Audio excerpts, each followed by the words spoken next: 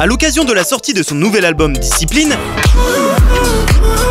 on a suivi Mehdi, alias Petit Biscuit, à la salle de sport, endroit sacré pour celui qui a fait des tractions et des haltères une philosophie de vie. Tu veux toujours plus et t'es jamais complètement satisfait. L'occasion de nous parler des gens qui l'admirent, Tame Impala, ça m'a ouvert d'autres perspectives, tu vois, sur la manière de composer. de son régime, Moi, je suis 100% végétalien. de ce qu'il pense vraiment de Sunset Lover, C'est ce qui m'a permis de construire une carrière. et surtout de son nouveau surnom, Gros Gâteau. T'as pas pensé à changer de nom d'artiste? Non. Je suis pas tout seul à rang. Il y a cool tout le monde d'être tout autour de seul. moi. C'est cool et pas cool en même temps, dans le sens, tu vois, quand t'as des gens qui se motivent autour de toi, genre ça t'aide. À un moment, j'avais réfléchi à faire une salle chez moi, mais je me suis dit non, en vrai, le côté social, il est trop bien à la salle, tu vois. Toi, quand t'es dans ce genre d'endroit, par exemple, que ce soit ici ou à Rouen, dans une salle de sport en général, tu te sens comment? En fait, ce qui est bien, tu vois, c'est que ça me permet de sortir un peu de la musique. J'ai du gros son dans les oreilles, mais je pense vraiment pas à mon projet et je pense qu'à moi, tu vois. Donc ça Ouais. fait Tu mets jamais aussi. de ton projet ou de tes sons en développement pendant tes entraînements? Non, jamais. Ça peut me gâcher un entraînement même. Ouais, ça peut me gâcher un entraînement. Si je l'écoute, c'est pas pour prendre du kiff, c'est pour l'analyser. Et ici, t'as vraiment envie de se vider la tête, quoi. Ouais, ici, je veux juste me vider la tête, exactement. Je sais que le sport perso, ça me permet de me vider la tête parce que je suis un peu en méditation. D'ailleurs, j'ai jamais trop fait de sport co en vrai. Je fais du tennis. Avant, t'as fait du tennis? Ouais, je fais du tennis quand j'étais plus petit. Mais je fais pas mal d'années, hein. J'ai fait 12 ans, je crois. T'as bien aimé? Ouais, carrément, ouais, j'ai trop kiffé. Je mets mes écouteurs, je suis dans mon monde et aussi, il y a un truc où tu vois, je pratique les mêmes mouvements quasi tout le temps. Tu vois, c'est un peu répétitif, comme beaucoup de sports. Hein. Mais justement, c'est ça que j'aime, tu vois. Je sais que chaque jour, je vais essayer d'optimiser un peu, de faire mieux. Il n'y a jamais de limite? Je sais On peut pas. toujours faire mieux. Ouais, je pense qu'il y a des limites, tu vois, qui forcément, attends, vas-y, je repose les haltères. Forcément, t'as des limites, tu vois, c'est ça qui est intéressant, c'est comment essayer d'aller le plus loin possible, alors que c'est de plus en plus compliqué à chaque fois. Tu vois. Ton nouveau disque qui sort bientôt, il s'appelle Discipline. You told me, Je me demandais, est-ce qu'il y a un rapport forcément avec la discipline que cette pratique impose Bah ouais, je pense qu'il y a un lien. En 2020, quand il y a eu le confinement et que j'ai commencé à bosser sur cet album, en fait, j'avais pas de rythme de vie vraiment. Et je pense que le sport m'a donné un peu ce rythme de vie et tout s'est organisé naturellement autour. Et je sais que avant je composais beaucoup la nuit et tout, maintenant je dors la nuit. Et, C'est bizarre. et je me rends compte que le lendemain, tu vois, je suis plus reposé pour faire du son, mon cerveau il est plus concentré à la fois quand je fais du son, à la fois quand je fais du sport. Tu vois, je me suis fixé une alimentation assez saine, tu vois. J'aime bien cet objectif de bien-être que j'avais pas avant spécialement. Comment tu définis toi la discipline? En fait, tu vois, on se lance tous dans des projets, dans des trucs à un moment donné, tu vois, et la seule chose qui va faire la différence, c'est le fait de pas abandonner, tu vois. Quand t'es sur la phase ascendante, quand t'es en haut aussi, tu vas penser au fait que ça va redescendre, ça peut redescendre. En fait, essayer de garder cette constante de vie, tu vois, pour moi, c'est ça la discipline. Et aujourd'hui, tu dirais que tu fais preuve de discipline? Je pense, ouais. Ouais, je pense carrément. Tu te souviens du moment où le sport a pris de la place et où tu t'es dit, ok, ça va être important dans ma vie? Ouais, en fait, tu vois, au confinement, je commençais à faire du sport avec mes potes, on était en FaceTime. Et on faisait du poids du corps, on faisait des pompes. Tu vois, je me suis rendu compte de la dimension un peu sociale qui était trop importante pour moi. Je sais pas, j'adore partager un peu ce centre d'intérêt que j'ai avec d'autres personnes, tu vois. Surtout à un moment où on était tous isolés. Ouais, exactement, ouais. C'est ça. Et puis, je pense qu'il y en a pas mal qui se sont mis au sport pendant le confinement, tu vois. J'ai essayé aussi. T'as essayé, ouais. Ouais, ça, on a perdu quelques personnes sur le chemin, mais... Ouais, tu vois, je faisais beaucoup de sport, du coup, poids du corps, pompe, tout ça. Et dans un second temps, en fait, quand il y a les parcs qui ont rouvert l'été, donc j'allais faire un petit peu on va dire, c'est de la calisthénie un peu, avec une barre, tu vois, elle est dans les parcs de street, et après tu fais des figures, tu testes des choses en isométrie, tu testes... tu vois, c'est beaucoup de trucs de gainage en général. T'apprenais seul, tu testais tout seul ou avec des tutos ou... Ouais, on regarde... Enfin, j'étais toujours avec mes potes, en fait. Ouais. Et on regardait beaucoup de vidéos de gars sur Internet. On essayait de garder notre esprit critique et de se dire ok, ça c'est bon à prendre, ça c'est pas bon à prendre. Après, je t'avoue, on faisait ça vraiment pour s'amuser, tu vois. Ouais. Tu te rendais pas compte que ça allait prendre une place aussi importante dans ta vie? Non, je pense que je me rendais pas encore compte. Tu vois, j'étais un peu c'était un peu une bulle cette période-là. Et c'est quand toutes les salles ont rouvert et que vraiment la vie a commencé à reprendre que c'était plus sérieux dans ma tête. C'est à quel moment que t'as commencé à voir ton corps changer? Tôt, en vrai. Tôt, pendant le confinement, déjà. En fait, je me rendais pas compte, mais j'étais déjà très sérieux. J'ai encore des photos, mais ouais, les premiers mois, ça a changé énormément. Après, il y a une différence entre changer et se plaire, tu vois. Ouais. Et se plaire, je pense que si tu commences ce sport, t'as jamais fini. On dit toujours, quand on n'a pas la motivation, attends de voir que ton corps change, attends de voir, et c'est là que tu trouves vraiment... C'est super cool de voir au quotidien les petits changements. Après, je parle à titre personnel, peut-être que d'autres gens s'y reconnaîtront pas à travers mes propos, mais pour moi, tu veux toujours plus et t'es jamais complètement satisfait. Après, c'est ce qui te pousse à te donner à fond aussi, tu vois. Et justement, tu dirais que ton rapport à toi et à ton corps, il est plus simple maintenant? Ouais, je pense. On commence tous un petit peu pour se dire, ok, on va avoir une meilleure shape, aussi on va plaire aux autres. Mais par contre, ceux qui ont juste ça comme objectif, en général, on les perd sur la route. Ouais. Si t'as pas d'objectifs vraiment personnels et intimes qui sont liés à toi, je pense que y a un moment où tu vas, justement, quand tu seras en bas, ça va être très dur de remonter. Ouais. Parce que tu sais pas réellement pourquoi tu le fais pour toi. Tu vois. Là, tu vas voir, je vais douiller. Vas-y.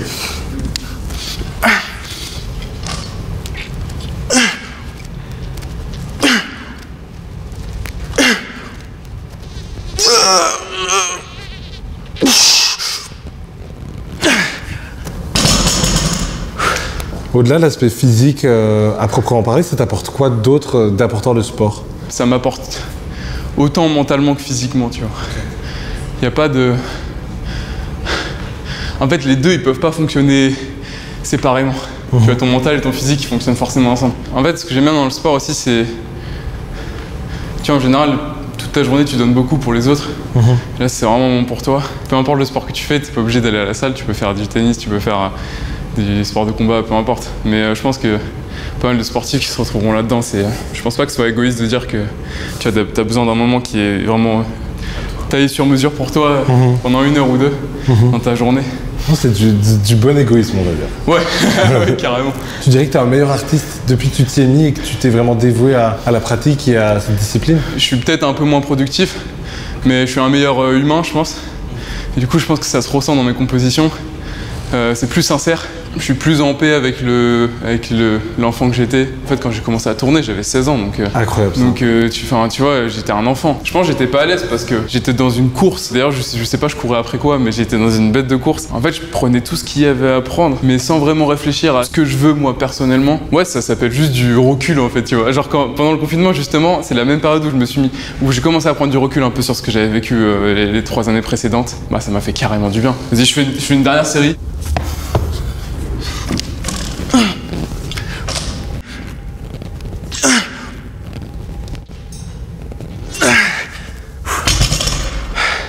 Que je me suis déjà blessé. Ouais. En vrai, rarement. Avec des potes, on a eu une phase un peu conne où on est allé à la salle pendant 2 heures, 2 heures et demie, même plus. Et parce que quand tu fais de la force, il te faut beaucoup de temps de repos. Et on faisait des charges maximales. Et on a fait ça trop longtemps, genre sur 6 mois. Logiquement, tu fais ça sur 6 semaines maximum. Ok. Et du coup, bah ouais, j'ai eu quelques petites tendinites, tout ça. Mais j'ai jamais eu de grosses blessures ou de grosses frayeurs. Tu vois, moi, quand j'étais petit, genre, j'étais l'inverse d'un casse-cou, vraiment. J'étais la prudence incarnée, tu vois. Ok. Et, ça a changé? Ça a changé, mais j'ai gardé un peu de ça quand même. Tu sais, je me suis jamais fait une entorse, une fracture de ma vie. Justement, c'était étonnant parce que j'essaie de me rappeler la première fois que je t'avais vu sur scène. Ouais. Et c'était au Dour Festival en Belgique. Au Dour. Ouais. Je me rendais pas compte à l'époque que t'étais si jeune en fait. Et je me demande si aujourd'hui tu le vis comme une bénédiction ou un piège d'avoir commencé si tôt. Non, c'est une bénédiction forcément, tu vois. En fait, bah, je sais pas, je me dis, tu vois, t'as pas un temps infini et en fait, plus tôt t'apprends, plus tôt tu prends du recul aussi, justement sur ce que t'as vécu, tout ça.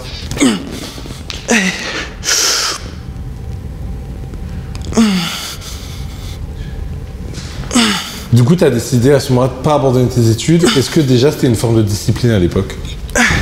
Ouais, c'était pour faire plaisir à mon père, je crois aussi. Parce que toi, si jamais tu devais choisir, tu t'aurais laissé tomber?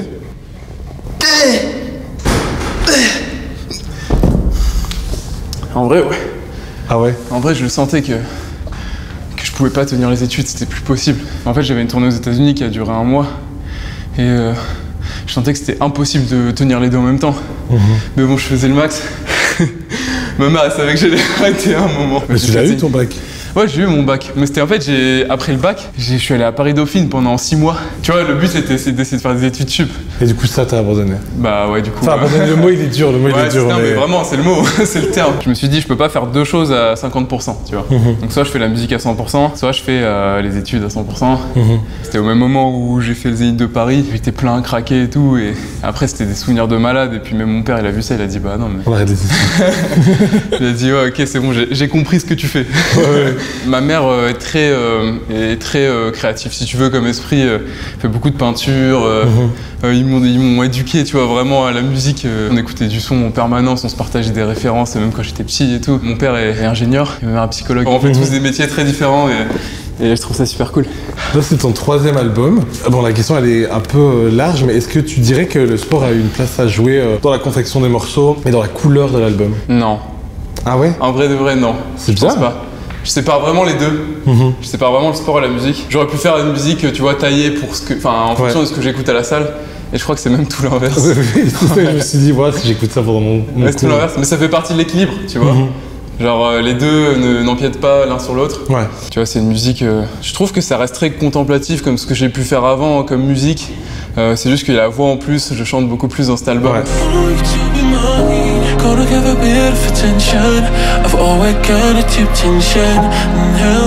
Je l'écouterai pas pour faire du sport. Il y a peut-être 2-3 sons, tu vois, mais ah ouais, il y a 2-3 sons, je pense, dans l'album. Il y en a un qui s'appelle Nevermind. Celui-là, tu vois, celui-là, il tabasse, donc c'est cool.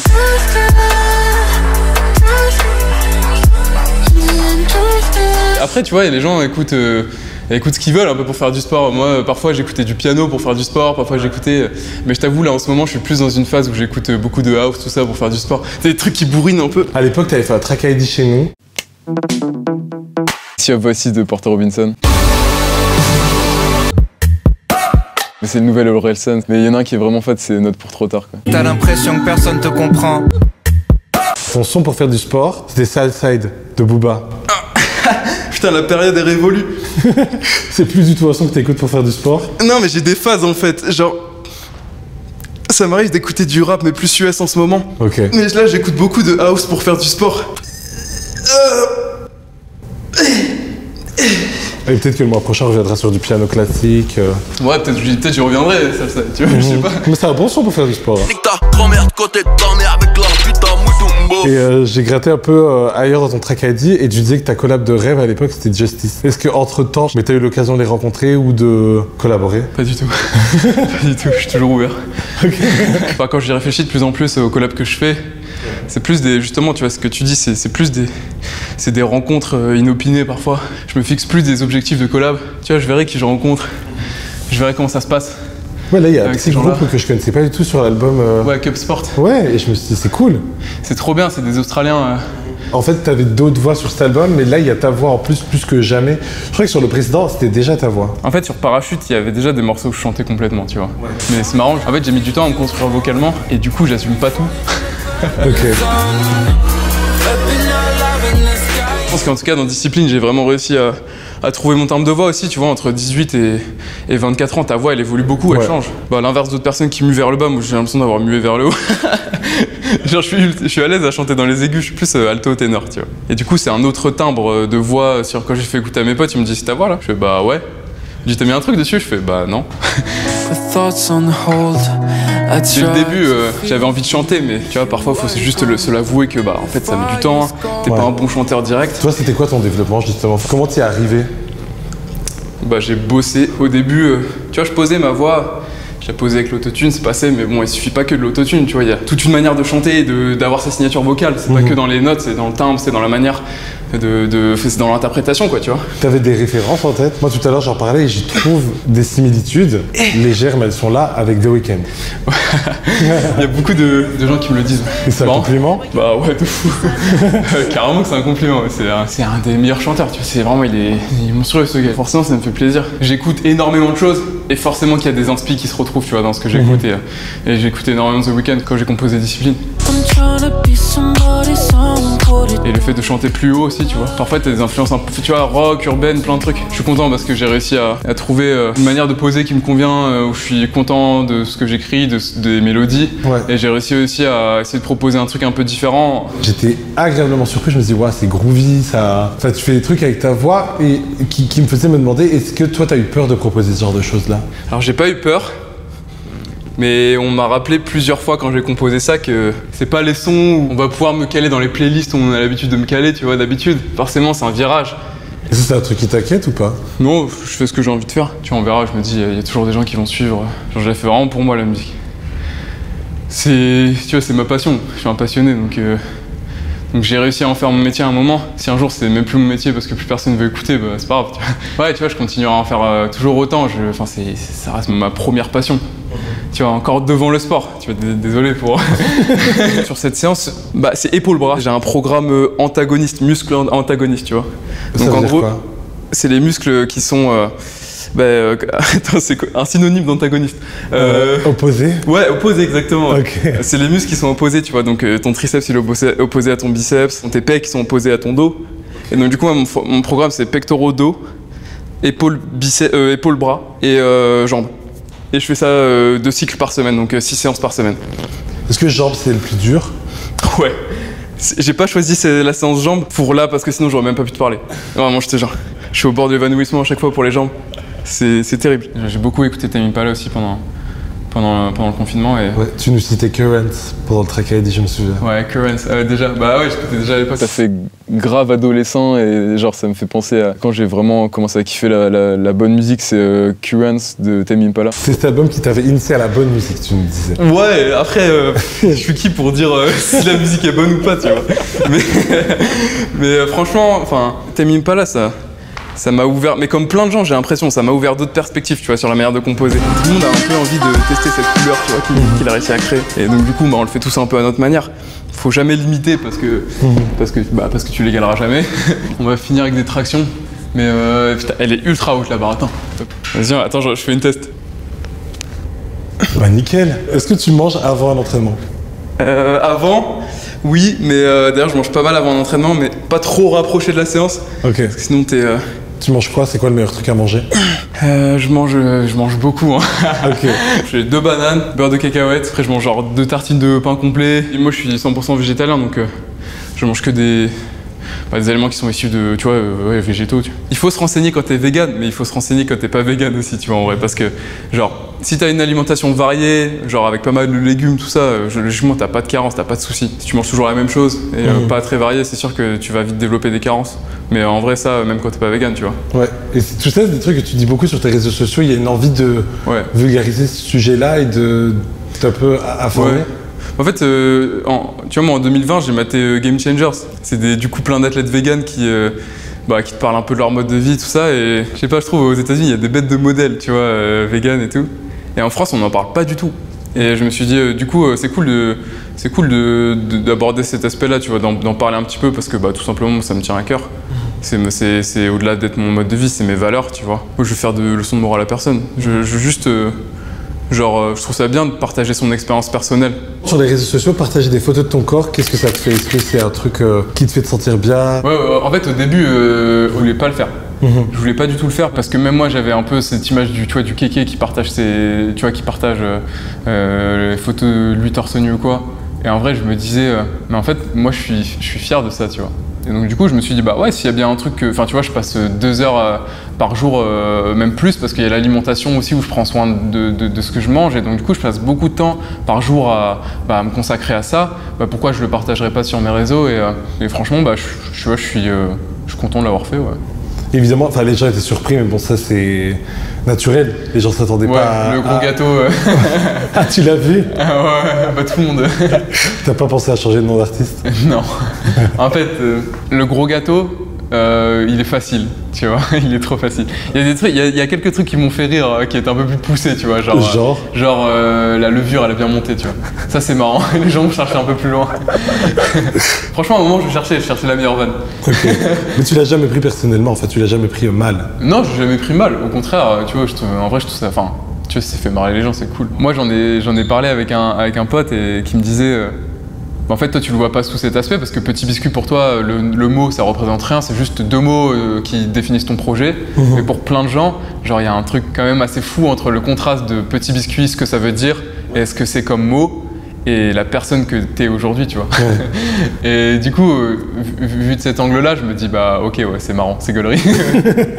J'ai vu récemment que tu disais dans une interview que tu étais en paix avec Sunset Lover. En fait, j'ai fait Sunset Lover, j'avais 15 ans. C'est ce qui m'a permis de construire une carrière, tu vois, clairement, je dis les mots.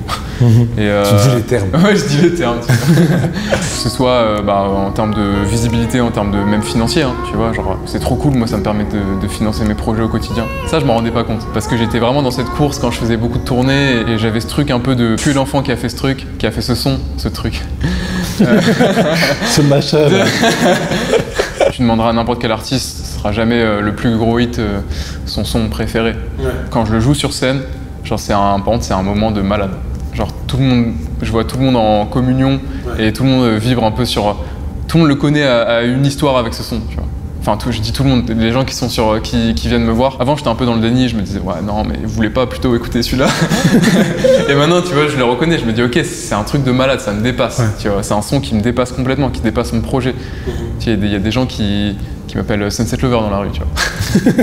Genre, c'est un truc qui est au-dessus de Petit Biscuit encore. Je suis trop content de ça. Je me dis, ouais, tu vois, ce son-là, je l'ai fait en quelques heures dans ma chambre et jamais j'aurais pensé que ce son-là puisse m'emmener aussi loin. Tu vois, la vie, c'est fou. Ouais. Quand tu penses. Je voulais juste te montrer un truc pour finir l'interview. Ouais. C'était résolution de 2024. Ouais. Et voir lesquelles tu as déjà réalisées, lesquelles... franchement, c'est pas mal parce que album 3 release dans 5 jours. Ouais. 4. Même pas. 3. 3, ouais.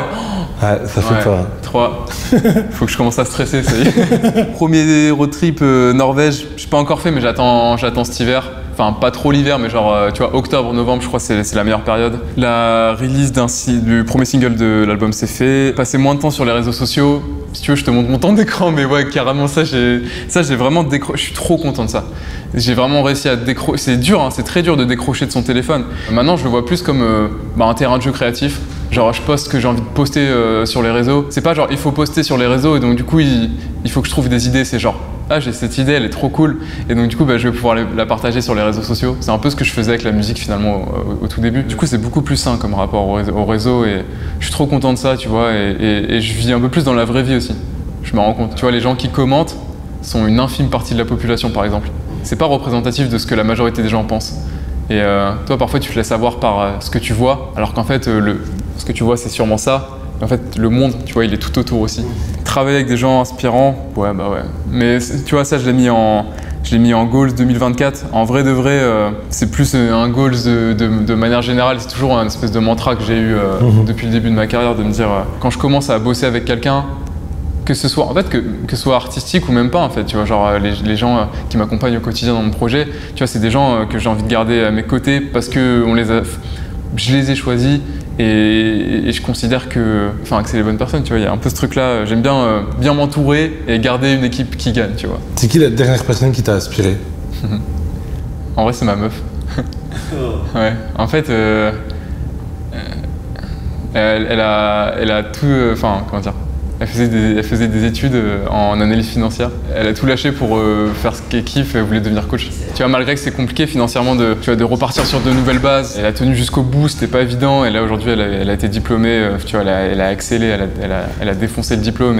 Et là, elle est prête, tu vois, elle est motivée plus que jamais à bosser. Je trouve ça trop inspirant parce que, genre, je me dis, je sais que parfois, j'inspire des gens et je trouve ça cool. Mais je vois des gens faire des choses que j'aurais pas la force de faire et du coup je trouve ça très inspirant. Ouais.